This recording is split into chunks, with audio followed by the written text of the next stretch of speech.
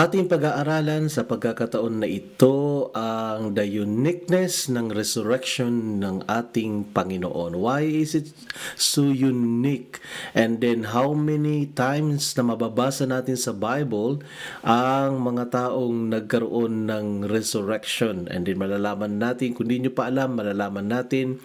And then sa dulo ng ating discussion, alamin natin why is it so unique. And then along with it ay yung mga word and atin pong mga supporting verse na kung saan ay naglalaman ng mga explanation tungkol doon sa nature ng resurrection ng ating Panginoon. So sa ating lahat, mahalaga na malaman natin bakit naging unique ito, sapagkat na madalas na natin naririnig na si Jesus ay nabuhay na muli, pinanganak, nabuhay na muli, and then kuminsan hindi natin nakikita yung mga reason, mga malalaking reason kung bakit siya ay nag-resurrect.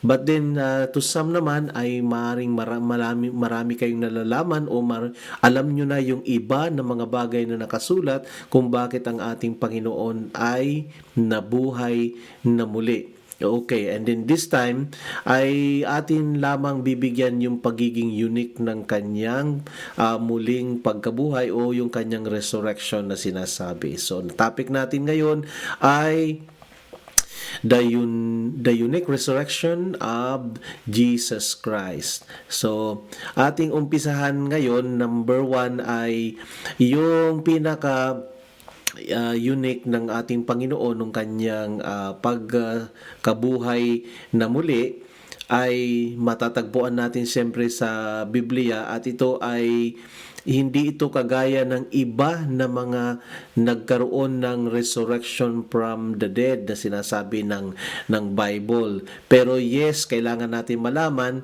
na from the Bible may mga individual na kung saan ay nakaranas na mabuhay muli sa New Testament at sa Old Testament. At may mga ilan na ating mababasa rito ay yung sa 1 King chapter 17 verse 17 to 23.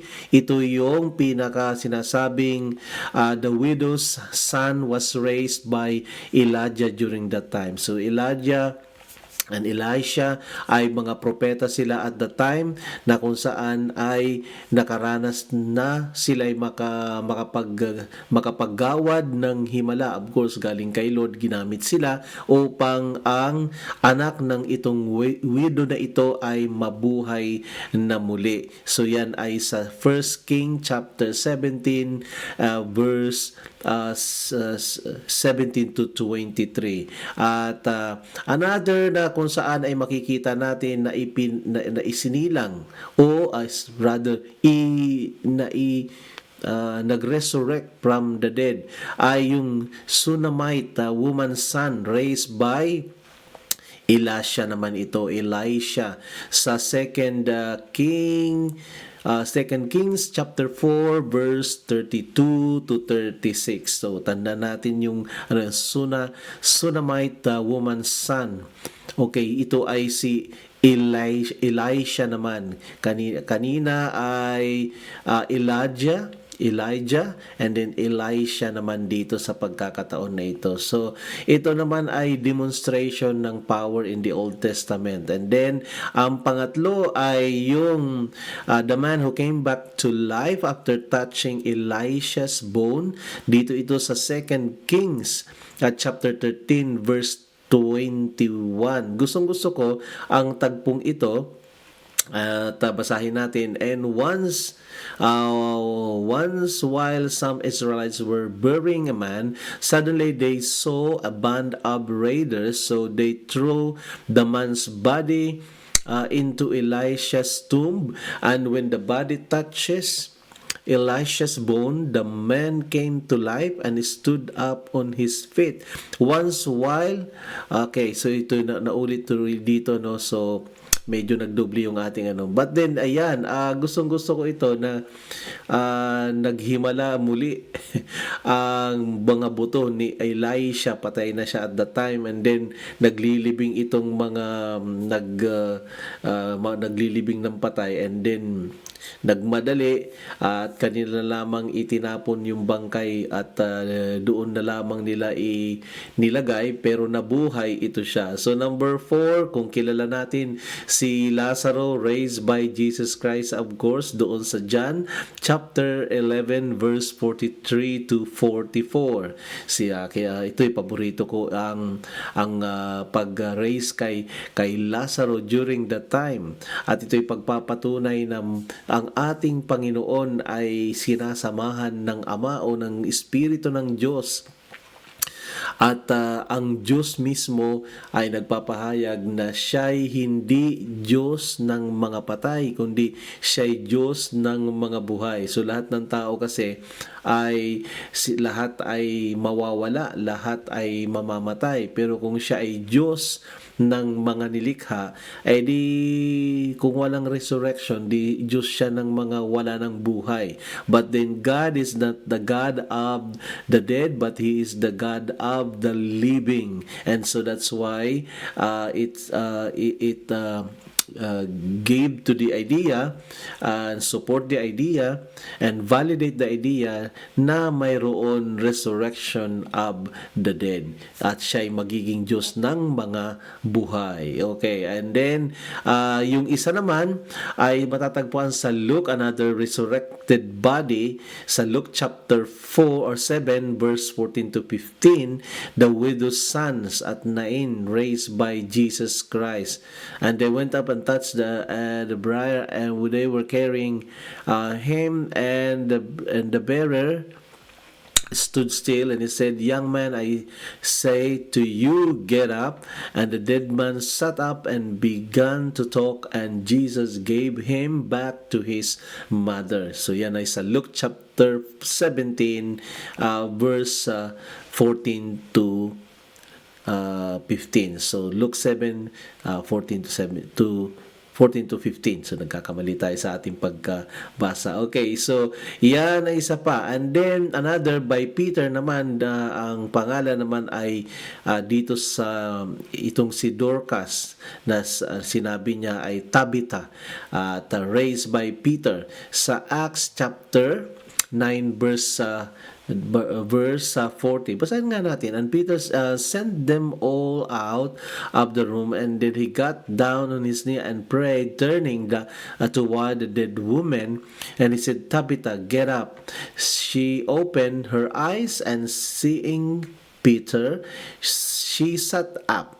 So ito ay karanasan ng mga apostol. Wala na ang ating Panginoon dito physically, but din sila nagpatuloy sa kanilang ministry, and this time ay napaka-exciting na naranasan nila na ang isang patay ay muling mabuhay. Okay, so hindi lang pala si Jesus ang nabuhay. Marami na pala from Old Testament and the New Testament, mayroong mga taong nabuhay. But then, gaano man kaimportante ang pagkabuhay na ito, ang lahat ng ito eventually na mga nabuhay, okay, nabuhay mula sa pagkamatay, nung nabuhay sila, muli silang binawian uli ng buhay. Okay, so namatay sila, nabuhay, and yung pagkabuhay nila ay physically, sa physical din nagbalik, na kung saan sila ay buhay physical. And then dahil nasa physical world sila, and it means na darating yung time ay babawian din sila ng buhay. So bakit kakaiba ang resurrection ni Jesus Christ? Sapagkat He was raised in a glorified body. Ayun, yun ang ibig sabihin ngayon. So si Jesus, nung muli siyang bumalik sa mga patay, nabuhay mula sa mga patay, hindi na siya nagtataglay noong mortal body, kundi immortal body. And pag sinabing immortal body, wala na siyang hangganan at dito ay we can conclude biblically na siya ay glorified body. Ibig sabihin, isang katawan na kung saan ay makalangit. Hindi na ito panglupa na nakatawan, kundi ito ay pang-eternity na ito na katawan. Glorified body at yan ang naging kalagayan ni Jesus Christ. Kaya no wonder na kung saan ay minsan may nababasa tayo sa scripture na he was the firstborn or the firstborn among the dead, and then the first fruit among the dead, mga ganyan nababasa natin. Badaan natin mamaya. So sa Romans 6:9, for we know that since Christ was raised from the dead, he cannot die again. Death has no longer has mastery over him. Yun ang declaration ni Paul, yan ang kanyang revelation na kung saan mula nung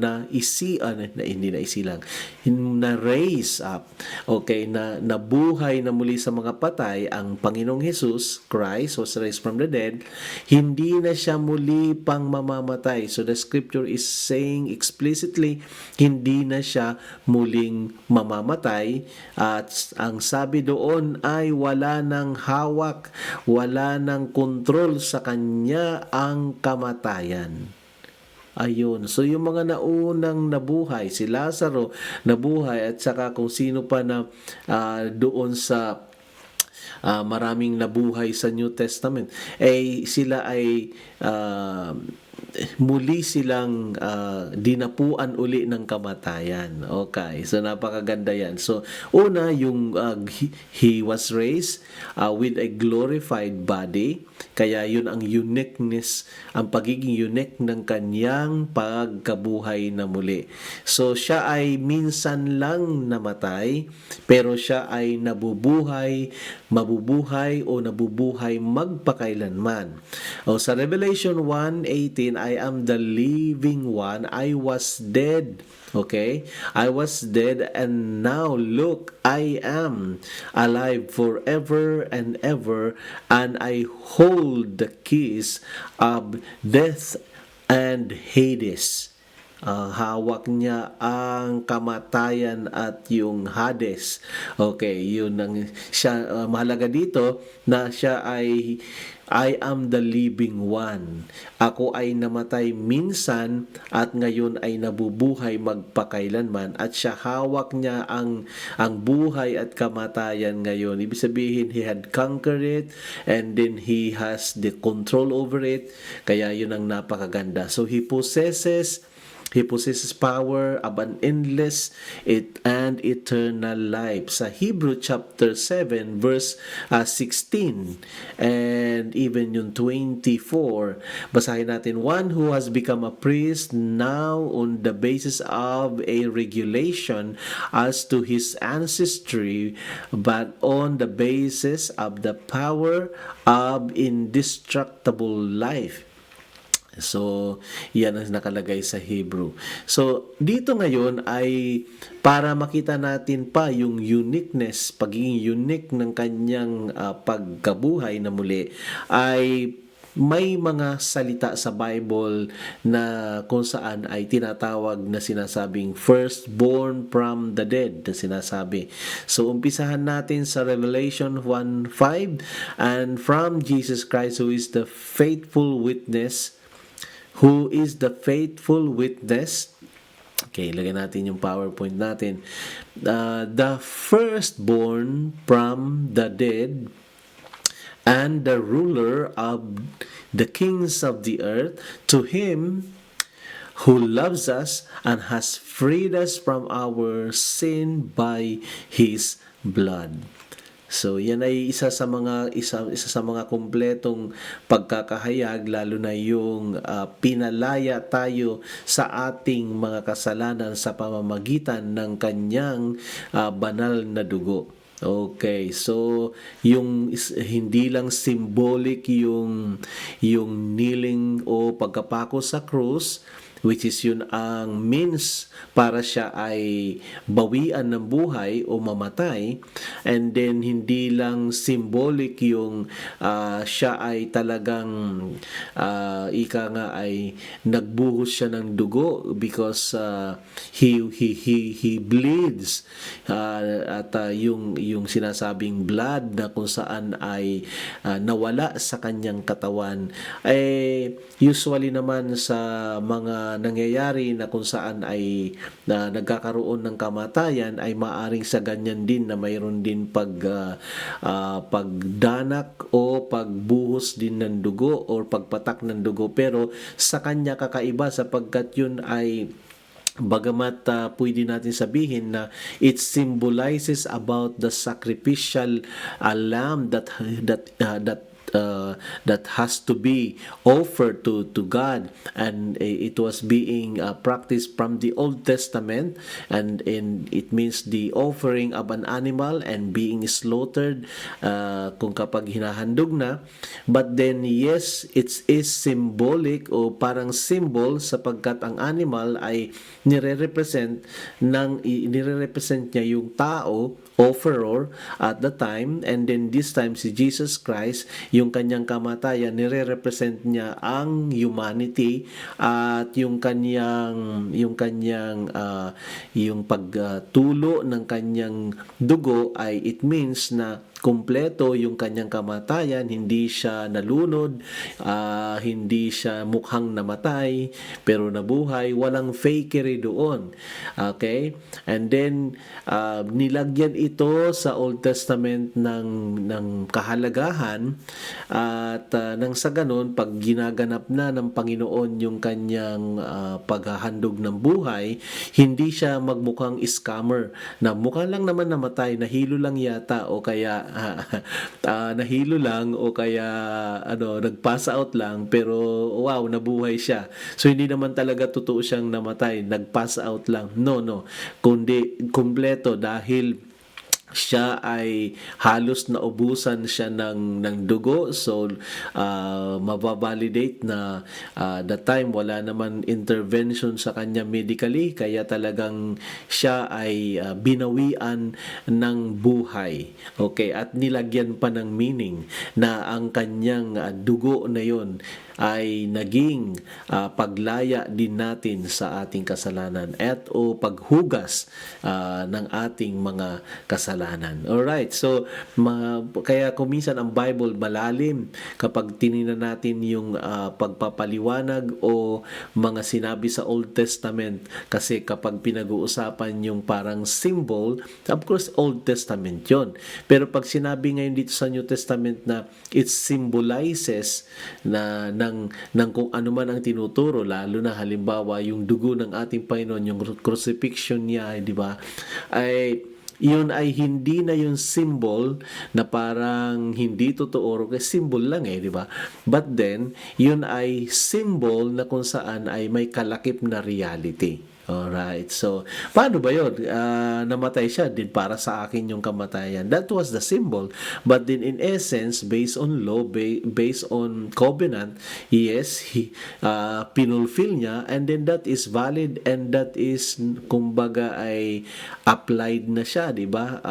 Nag-take effect siya sapagkat yung nangako, tinupad niya yung kanyang ipinangako. And then dahil ang Diyos ay ang mga salita niya may kapangyarihan at may power na sinasabi, and then kung anong dineclare niya sa kanyang salita, iyon ang mangyayari. So hindi niya dineclare na magkakapera tayo o kaya kung ano pa mang mga material, ang dineclare niya ay mayroon tayong eternal salvation o kaligtasan, at yun ang totoo dahil ayon sa nasusulat, kanyang ginanap, pinulfill ang nasusulat about sa kanya at yung pangako niya. Very beautiful. Okay, so dahil dyan ay sinasabi pa ng Acts chapter 13 na He has fulfilled for us the children by raising up Jesus, as it is written, in the second psalm, "You are my son, today I have become your father." So yun ang mga scripture, and in additional to that, in Acts chapter 13 verse 34, God raised him from the dead so that he will never be subject to decay, as God has said, "I will give you the holy and sure blessing promised to David." So ito yung mga part ng prophecy na tinupad niya, and so yun ang ibig sabihin ngayon na kung saan ay pinaka-unique ang kanyang pagbangon na muli mula sa mga patay. Colossians 1:18, "And he is the head of the body, the church, and he is the beginning and the firstborn from among the dead, so that everything he might have supremacy." So kung may nauna palang mga nabuhay, ay bakit sinasabing siya ay first from among the dead? O maiintindihan na ngayon natin pag nababasa natin ang scripture na ito, pag sinasabing firstborn among the dead. Kasi kung hindi naman pala siya ang unang nabuhay sa mga patay, at may sa Old Testament may nabuhay din from sa mga patay, and dito sa New Testament marami ring nabuhay, at ang Panginoong Hesus ay humabol na lamang doon sa listahan ng mga namatay at nabuhay. Pero bakit sinasabing first among the dead? Sapagkat nung siya'y nabuhay, hindi na muli siyang kayang hawakan ng kamatayan, sapagkat ang kanyang pagkatawan nung nabuhay siya ay glorified body, and never to die again, but he will live forevermore. So yan ang ibig sabihin na bandang huli, siya pa rin ang nag-iisa na nabuhay na nagkaroon ng glorified body. Okay, so dahil dyan, hindi sinungaling ang salita ng Diyos. Maring debatable ang portion na yan, sapagkat sasabihin natin marami nang namatay na nauna, and then but then ang scripture ay nagpapatunay na marami na ngang namatay, and then yung iba dyan ay karamihan naman ay, o sabihin natin yung may mga ligtas, but then yung ang Panginoong Hesus ay siya yung kauna-unahan na raised from the dead with a glorified body, and the rest of the dead na kung saan ay saved, bagamat sila ay nandoon sa presence ng God or essence ng heaven, but then all of them, all the dead bodies or dead person will also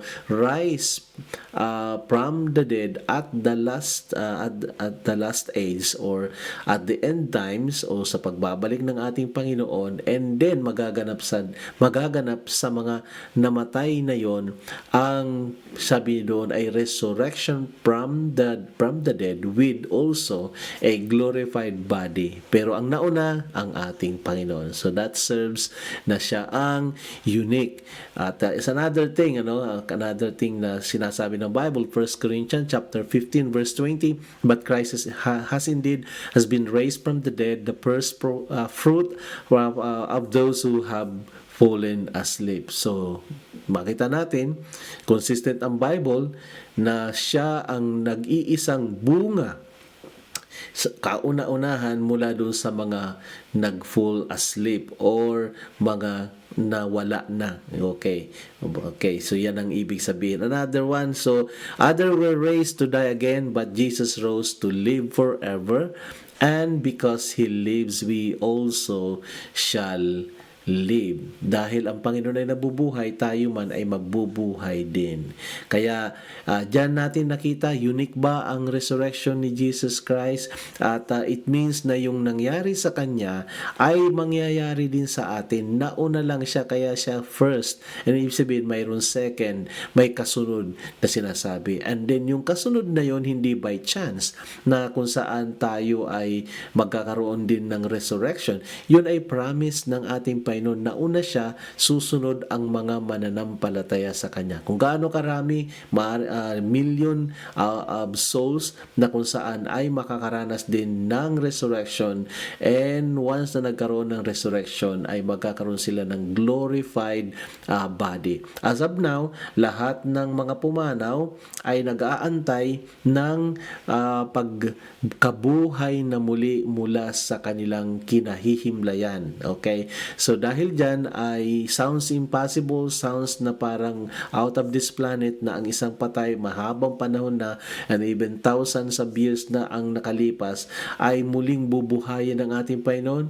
Lahat ng iyon ay bubuhayin. Yes, according to the Bible, ay lahat ay magkakaroon ng pagkabuhay. And some will live for eternity and some will live for shame and condemnation. So it's our choice today na ma-inspired tayo na kahit ganun ang buhay, kahit na puno tayo ng mga pagsubok, di bale sapagkat ang ating Panginoon ay nangako na kung saan ang ating hantungan, ang ating destination, final destination ay hindi yung buhay na ito na kung saan ay imperfect. Mayroon nag-aantay sa mga nanampalataya na kung saan sila ay muling bubuhayin doon para sa kaluwalhatian ng Ama na kung saan ay hindi na makakaranas muli ng ating naranasan dito sa lupa na kung saan ay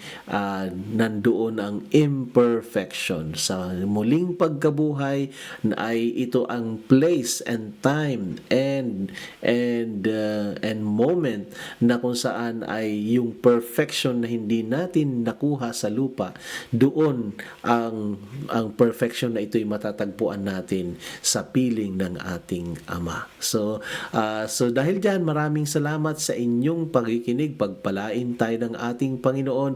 Patuloy nating pakinggan ang mga pagbabahagi ng kanyang salita at lalo na dito sa Gospel 24/7. Sa inyong lahat, God bless you and see you next time.